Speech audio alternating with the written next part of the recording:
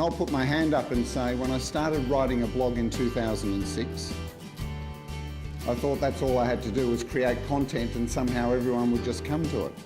The reality of how communication works is a little bit like this, right? So I'm a marketer, and marketers obviously always do awesome work, and we pat ourselves on the back and give ourselves high fives and we throw it at the fence, and sales looks at it and goes, okay, I'll go out and sell now. Do you know how many people were coming to the website, the TrinityP3 website? 300 people a month. So I was spending hours and hours of billable time writing a blog, and I said, well, why is that? You know, everyone says it's good content. And well, that was obviously the 300 people reading it.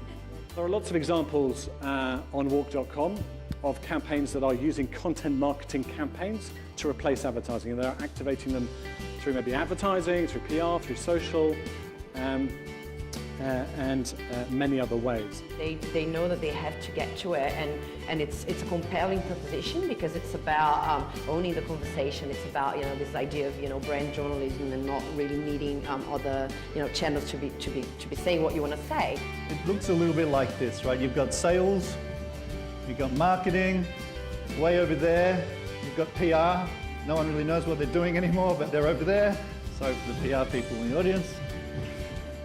I think a lot of people can see that there are some people that will always complain about stuff. Always brands will have complaints. And it's, I guess, how you deal with them and how you really present yourself in an authentic way, which we've spoken about. Social team, you've got a digital team, you've got a traditional marketing team, you've got research, data, metrics, etc. And there's not a lot of cross-fertilisation with senior management.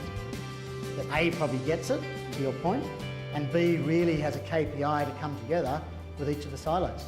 What I really like about that campaign actually is they've baked in a commercial element to the campaign, and we all know how difficult it can be to measure content marketing. And if there is a sales component integrated into the idea and you can see the effectiveness of that coming through, then it's much easier to prove the return line.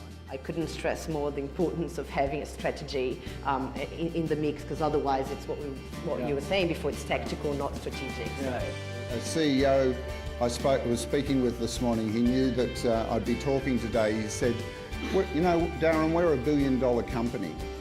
And I've said to our marketers time and again, if marketers don't get content and digital, then they don't get marketing anymore. And as far as I'm concerned, there's no place for them in this business.